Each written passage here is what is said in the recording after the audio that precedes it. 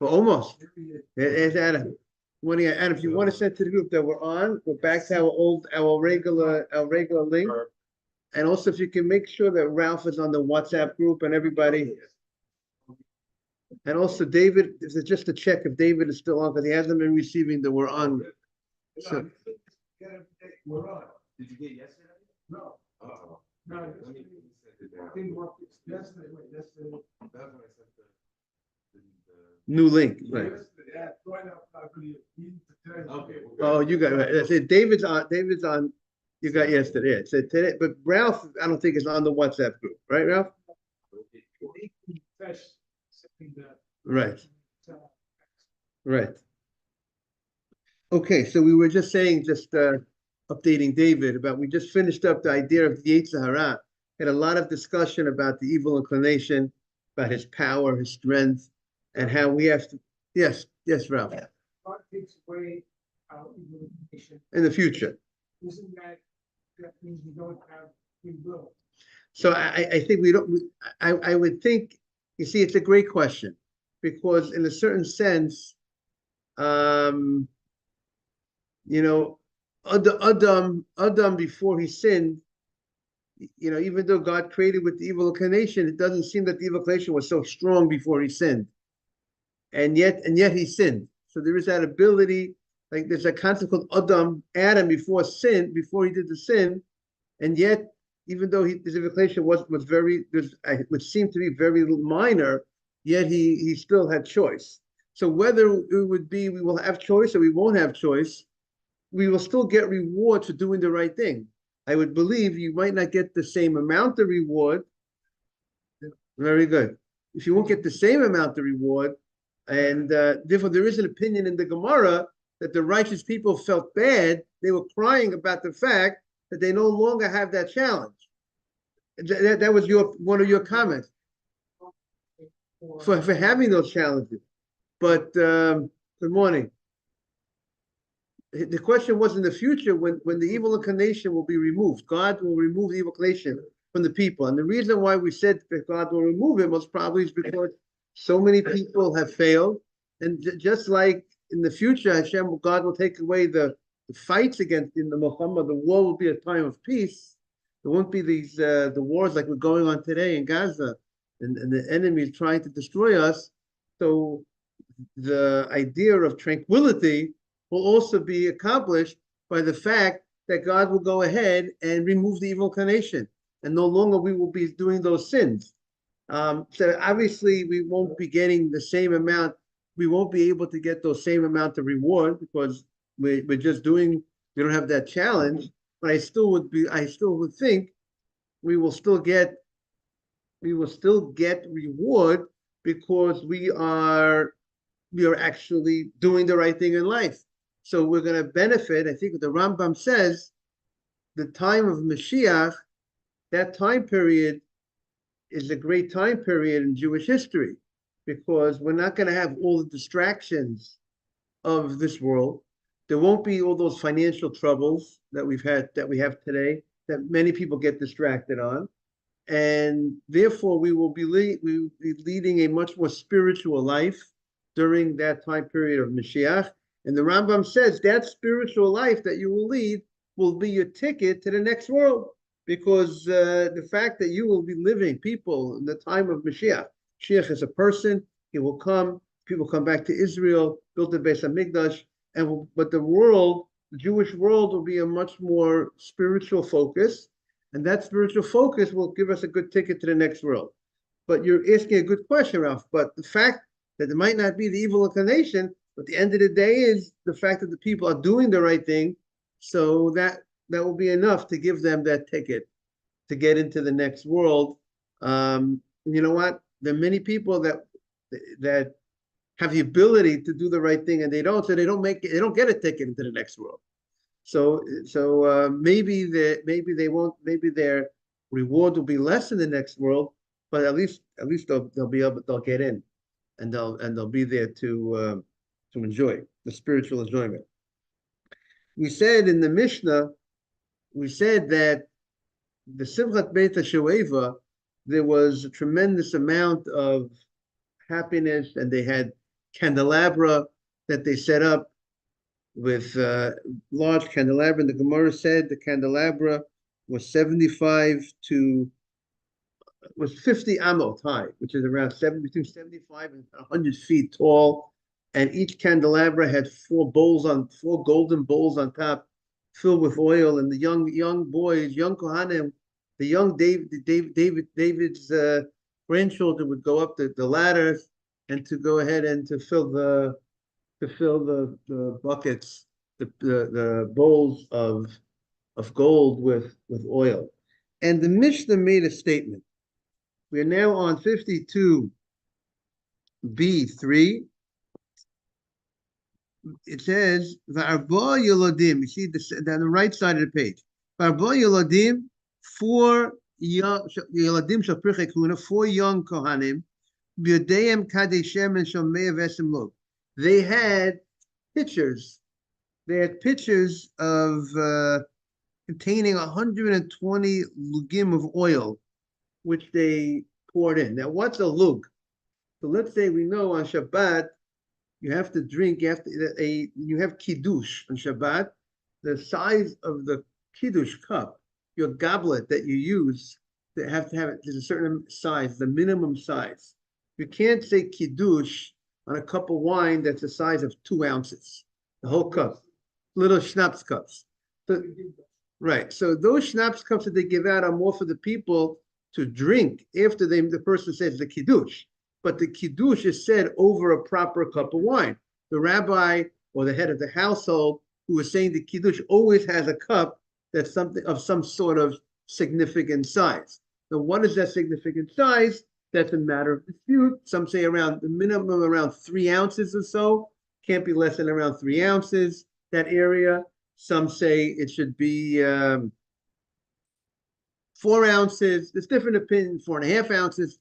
The different opinions exactly what the size of that cup of the kiddush has to be. So a reviyat halug. So let's say if we go with the smaller size, and the smaller size is 3 ounces, is the smaller size of the reviyat, right? If we say 3 ounces is the size for kiddush, it's a quarter of a lug. So that a lug would be 12 ounces. So 12 ounces, and now if you have 120 lug, right? So you have a 120 lugs, it's 120 times 12, let's say, would be the amount of, so we're talking about a significant amount of 120 times 10 is 1,200 ounces. So that's a tremendous amount of oil that they're going to be using. Now, the question is, in each Kohen went up on the up the ladder, and they filled the bowl. Now the Mishnah said they had 120 lug. What does that mean? 120 lug. Was there 120? Was this for the 4 bowls that were on top of each candelabra? Was the 4 bowls total 100 lug? That means each child carried 30 lug of oil, or was it there was 120 lug for each bowl on top, and therefore the total was a 480 lugim of oil, and each child carried 120. See, the language of the Mishnah was not so clear. Now, when they wrote the Mishnah, they understood what they were saying. But sometimes someone writes something, you write something, to you it's understandable, but the next generation doesn't understand exactly what you meant. So when the Mishnah stated ubidehem, in their hands they had 120 lug, does it mean each one had 120 lug? Again, does everyone have the situation clear? We have a candelabra. Imagine a candelabra. You see, we have here. We have a candelabra right over here. But here, that's a menorah which has 7 lights on top. We're talking about a menorah that had 4 lights on top. The 4 lights were not just 4 little lights, they were 4 bowls. And you had Kohanim, you had 4 Kohanim that would go up the ladder to pour into each bowl. The Mishnah says they had 120 lugim of oil. What does it mean? That means each one had 120 lugim? That means each Kohen, there were 4 Kohen, and each one had 120 lugim. Let's say each one had a couple of gallons on each of lugim, or the total for the 4 lights was a total of 120. Each one had 30. It doesn't say exactly how big the bowls are, but obviously had to be big enough to hold whatever the amount of oil minimum size that you brought up onto that.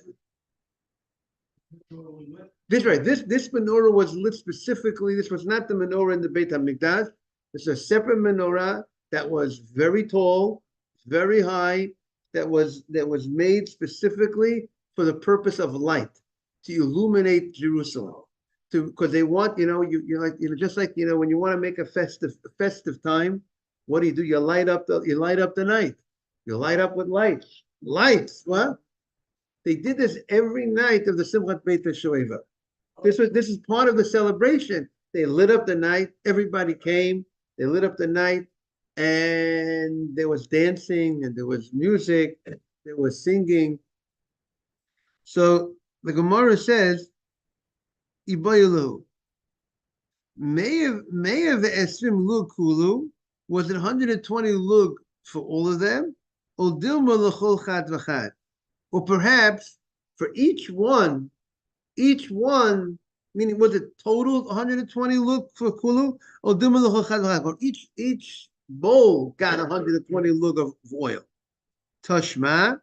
So the Gemara answers the question. It brings a breita. What does it say? So meaning, if the Mishnah wasn't clear, but we have a breita. Breita is another is something from that time period. Rabbis of that time period who elaborate on the Mishnah.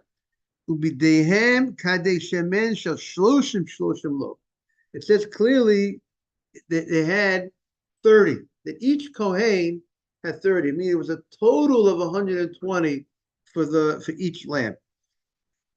Sheim kulam me'av esim log. The total was 120 log. Okay, comes the Gemara. Now, I wonder, by the way, I'm just thinking out loud, the number 120 is a big number, as we know. 120 was the amount of years that Hashem gave to the generation of the flood to repent, right? But Noach was building the teva, the tent, for 120 years. God was giving the people time. So maybe the idea of 120 lug is the idea that we should come closer to Hashem. That's the idea of the Simchat Beit HaShoeva, is to come closer to Hashem. And the number 30 is also a big number in Judaism. The Mishnah says in Pirkei Avot, Ben Shloshim Lekoach. 30 is where your strength, where a certain level of strength that a person gets, physical strength, maturity, 30 is a big number. We even find by the Levium, by Ralph, you have a lot of discussion in the Torah recently, that what was the age that the Levium carried the boards and the curtains and all that stuff, and the Aron, the age was 30. That was the age that the Levium did the heavy work was at the age of 30, and the heavy work was from 30 to 50. At 50, you retire from doing the heavy work, and now you go just do the singing and other things. And take care of the gates, do the singing, but 50, the heavy work starts at 30. Okay. Tana. Now we have very interesting breita. We are 52b3.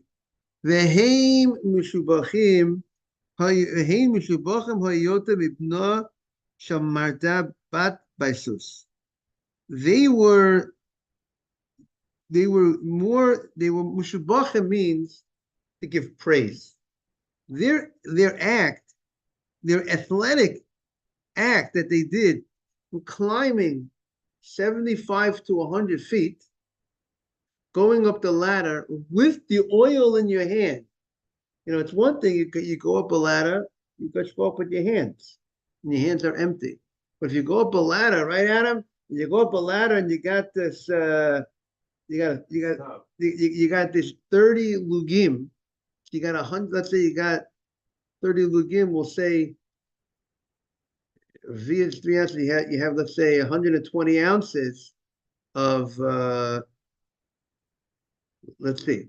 If we say a lug, we say it's around 12, what do we say, around 12 ounces, right? What do we say? A lug is, yes, our vias is 3 ounces. So 12 ounces is one. So 12 times 30, no, so it's 360. I'm sorry. If you have, if a lug is 12 ounces, right? And you have 30 times 12 is 360, right? So each one has 360 ounces of oil. Now, that's like a cup, that's over 2 gallons, right? That's over 2 gallons of oil going up the, you know, going up the ladder, going up a tall ladder. So that feat,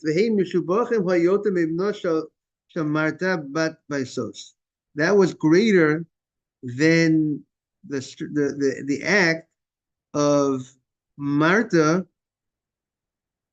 daughter of Baisus. Now, what is the son? The son of Marta, the daughter of Baisus. Now, what was the Marta's son was a Kohen. So, what was the special thing about the son that he did? Good morning, Jack. Great to see you. We are on 52b, 3 on the right side.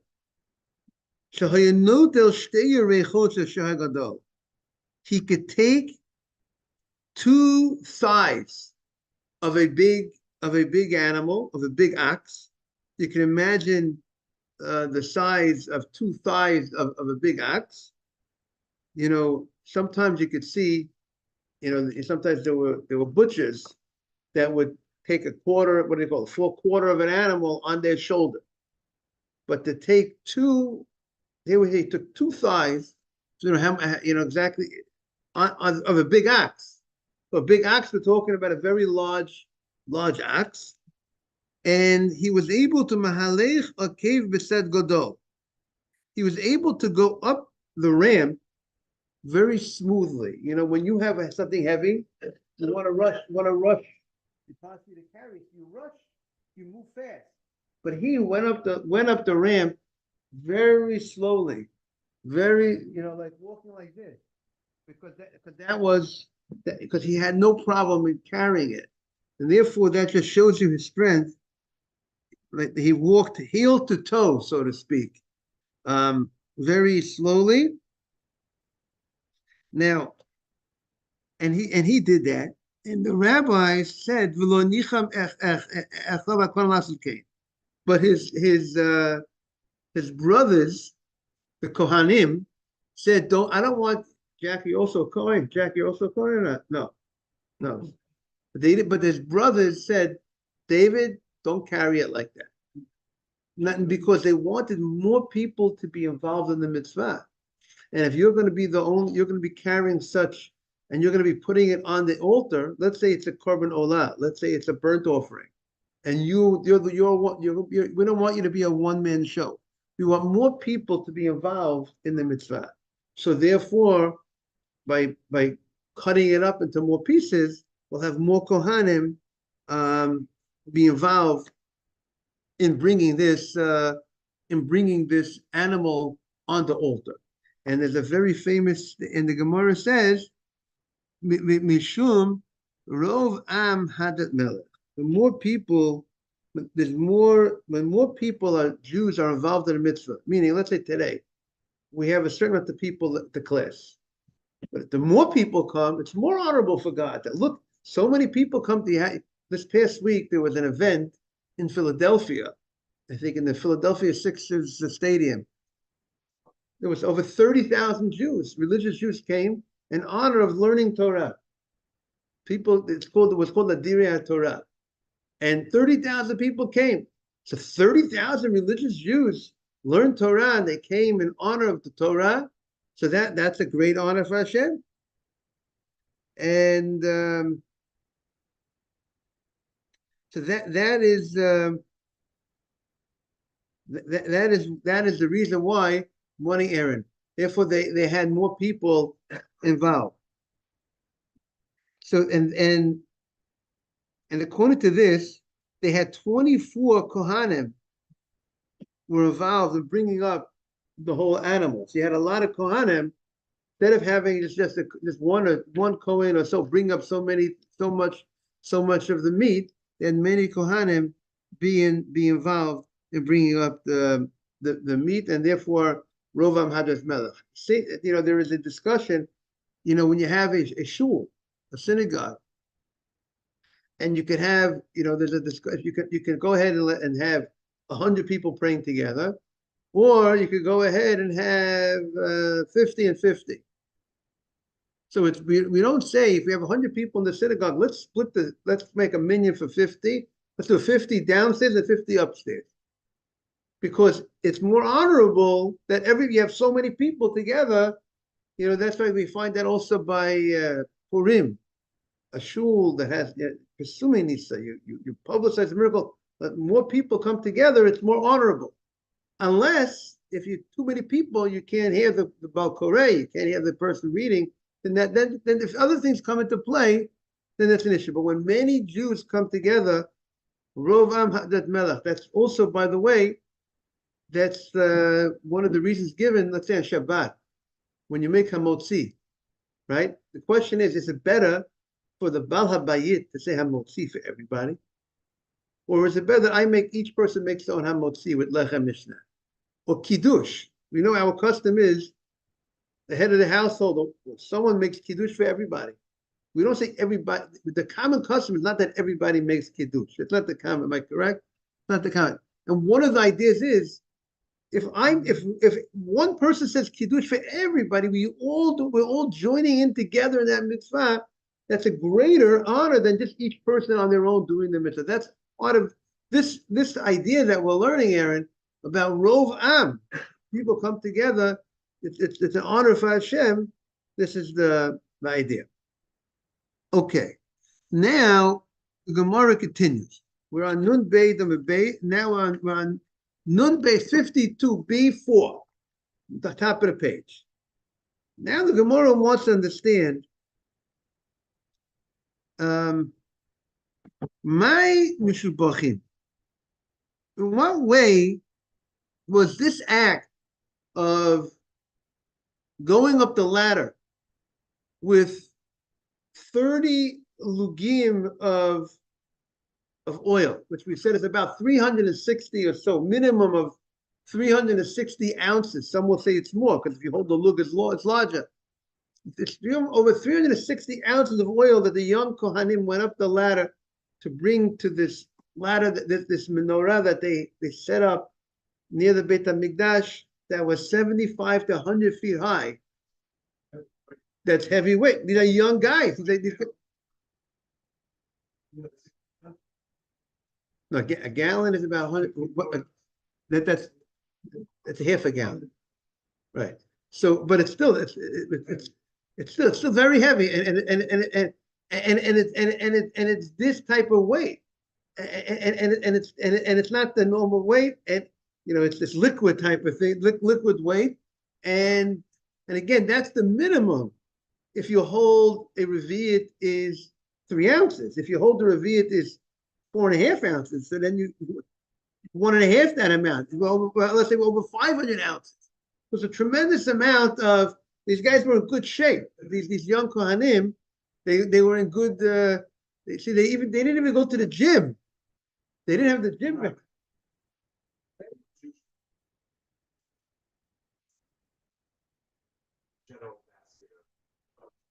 I think that we put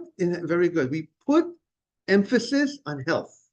So if going to the gym is a healthy thing, then we say you should do it. It's not that we put emphasis on gym, meaning the world here, America, got to go to the gym. We don't hold you. If you could walk, and that will make you healthy, you don't have to go to the gym. You know what I'm saying? If that will fit the doctor says. Go to the gym. The doctor says you don't need to. The doctor, if you go to the doctor, the general person goes to the doctor. I never heard a doctor say you got to go to the gym. I hear the doctor say you got to walk, you got to exercise. So it doesn't have to be necessarily gym. So so that just explains a little bit why. But there has to be an emphasis on health. extraordinary strange way. Right. So we're not we don't emphasize the extraordinary, build those muscles to that strength, but that doesn't seem to be a necessity in order to be healthy. If it would be a necessity to be healthy, to have the strength and have build these muscles that look like footballs, so then the doctor would say you got to go ahead and go to the gym. But people put a lot of emphasis on the gym, and they make the gym their focus, and they so that and they really morning Steve, but they're supposed to put their focus on other things in life, and but listen, I think in general the gym is a healthy thing. It's a good outlet. It's a very kosher outlet, generally speaking, for people, and it's a good thing, in general. Maybe you have to know also how modest the gyms are that people go to. That's a different issue that we faced in our generation with the modesty in certain gyms. But it's the focus has to be healthy. The Rambam says, Maimonides writes, being healthy is part of it's a religious idea. And he calls it Midache Hashem, because he says a person cannot serve God the way they should if they're not healthy. It's much harder. It's much more challenging for a person who's in bed. A person who's in bed, who's sick, he can't be as so productive. He can't come to the class so much. He can't come to the synagogue. He misses out on life. He misses out in his productivity. And then when a person is not feeling well, it's harder to be on top of the game. How do they talk to their family members when they're grouchy? Now, of course, there are righteous people that with all their challenges, they're able to, but who's that? You know what I mean? How much can you be productive? A guy sitting and lying in bed, he has to stay home. Can they be so productive in what they need to do in life as a Jew? Ralph, what do you say? Very hard, right?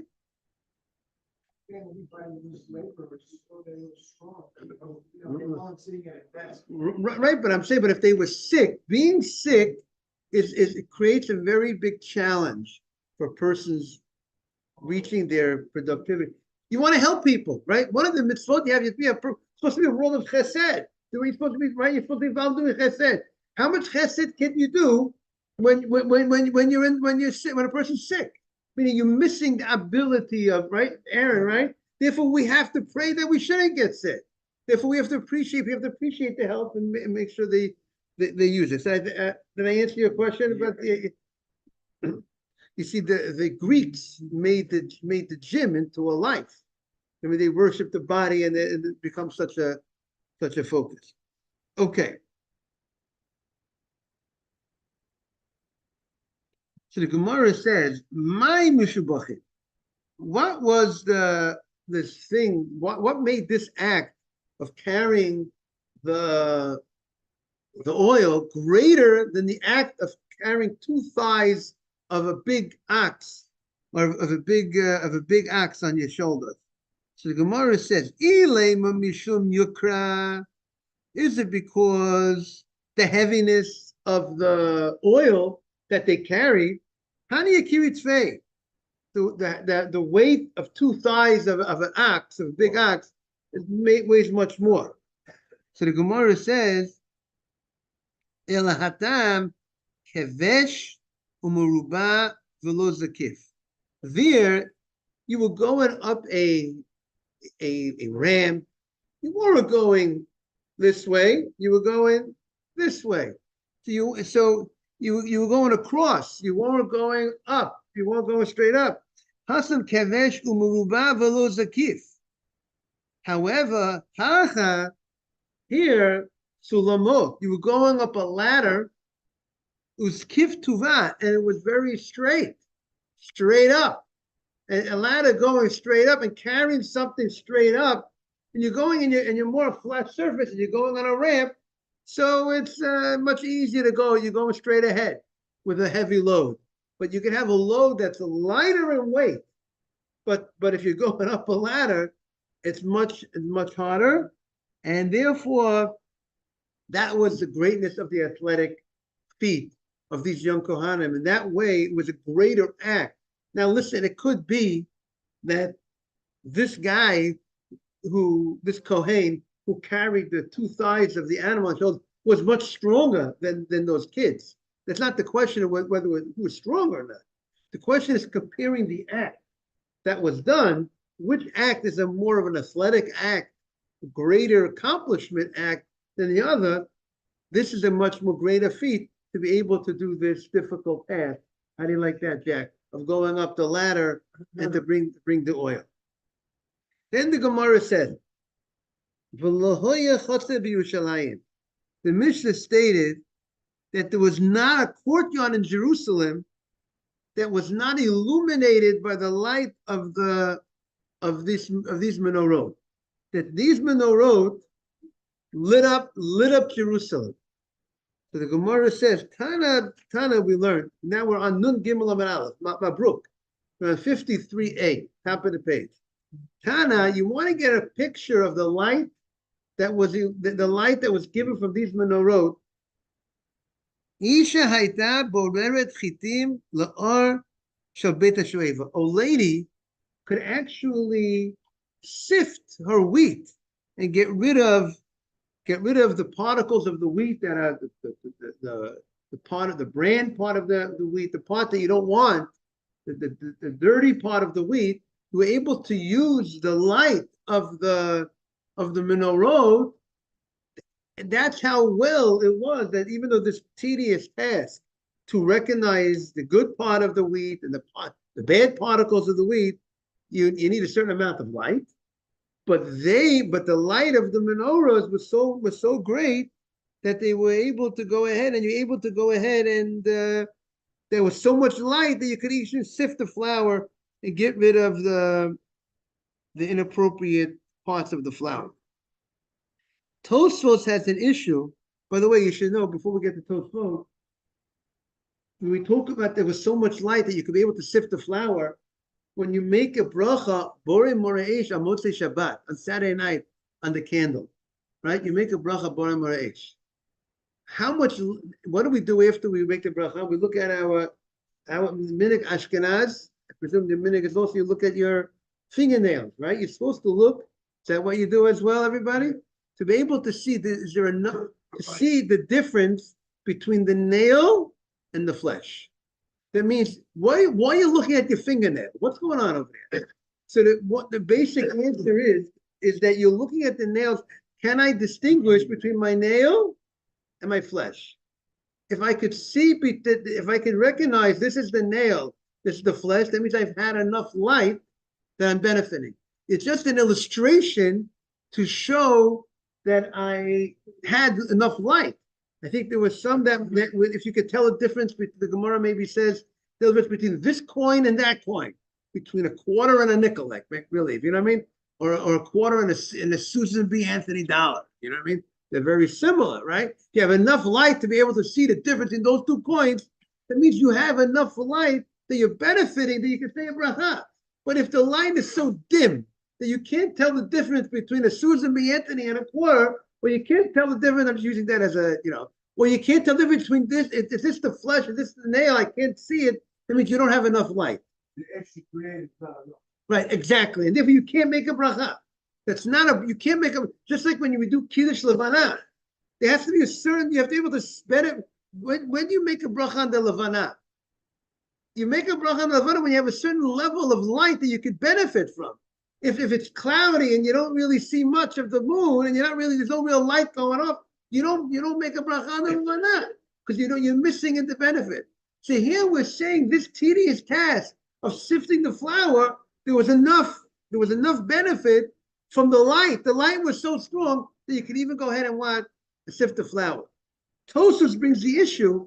What do you mean you can't? This light, since this light was, who paid for this oil? The oil, the steel. This is from Hegdish.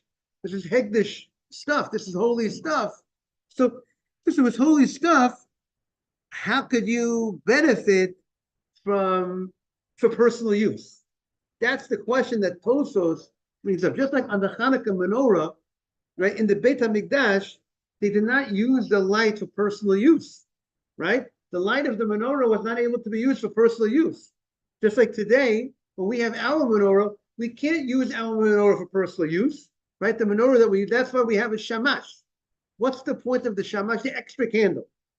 Every menorah has 8 plus 1, number 9. Why do we have a number one, the shamash? Why is the purpose of the shamash? Because it's to ensure that if a case I benefit from the candle, the menorah, at least I'm benefiting from the light of the shamash.